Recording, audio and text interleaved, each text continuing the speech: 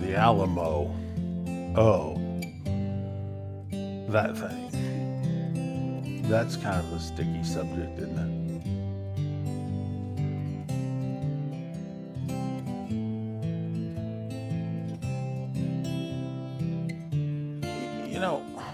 The Alamo. The Alamo has a real interesting heritage here in our city, um, in our state, right? A lot of people love the Alamo and the other missions for various reasons, that they do. And that's okay. But the Alamo is becoming a tourist trap, like everything else downtown. Um, it's hard to go down there and just reflect and to think and to look at the history and to look at the real sacrifices that were made by both sides from there.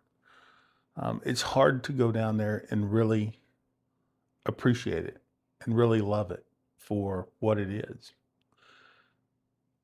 And that's a shame. I mean, arguably, there's a lot of places in Texas that are very historic, very unique to our land and our people, but perhaps none other than the Alamo. The Alamo is sacred to us, and it's sacred to both sides. I mean, if you think about it, it does exactly what a church should do. It calls us to reflect, it calls us to remember, it calls us to really stop and think about who we are as people and the sacrifices of the people who came before us. But now, I don't know if that's what the Alamo really does. So, my wife and I, we went and visited the Alamo recently, and it's an interesting place. But I felt like as we went through the museum and all that, we were just kind of rushed through it like cattle, following a line, massive crowds of people. And I know we had this discussion about all the landmarks and all the national parks and everything. But what's left to enjoy? If you're paying a little bit of money to go through this thing, and you're just being herded through this thing like cattle, and you're following a line, and you're dealing with the Karens and the strollers and the Jodies, if you will, of the world. You know, is it really causing you to stop and really think? Like, what are you learning? What are you getting from it? That's a real question.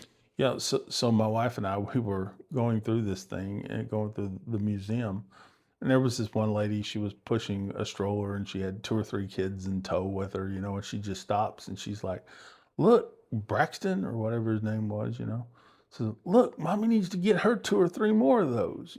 She pointed at a gun. And it's like, man, if that's all you got to get out of this thing, you're telling your kids that mommy needs to get two or three more guns. I think you're missing the point of the Alamo. Now, I know some of you people are watching this and you're going to think, oh, she was just making a joke. She was trying to make it interesting for kids, whatever. But I heard comments like this all throughout the Alamo as we wandered through the museum and around the grounds.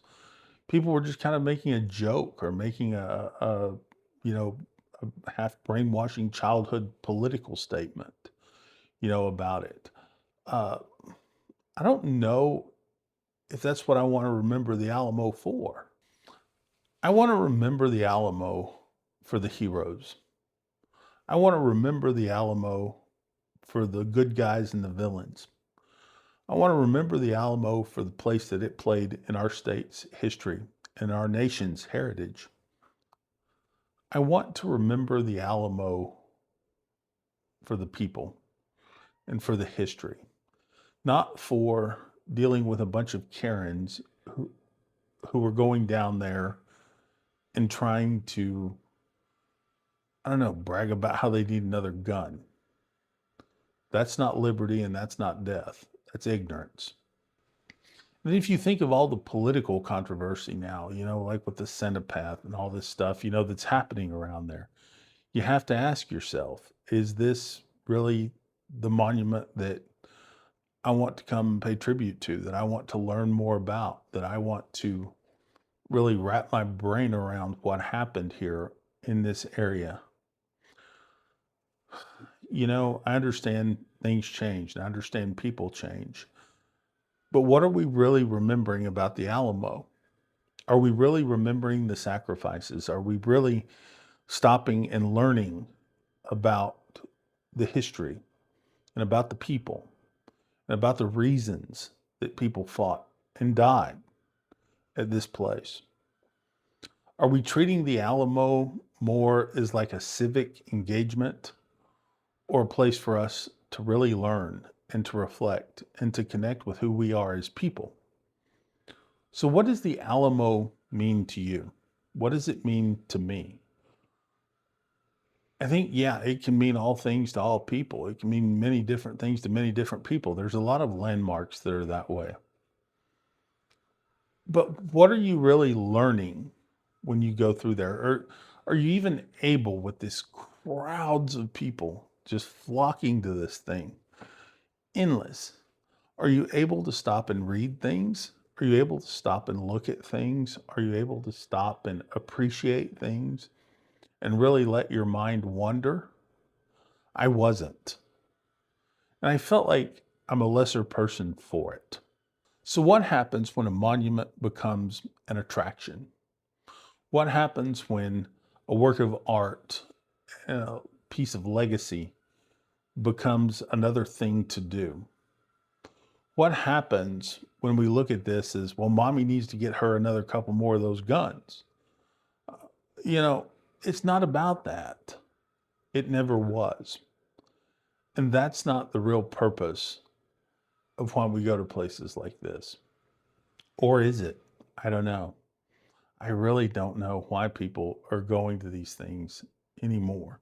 If all they're going to do is treat them as an attraction or a political statement. Our history and our legacy is much more valuable than that.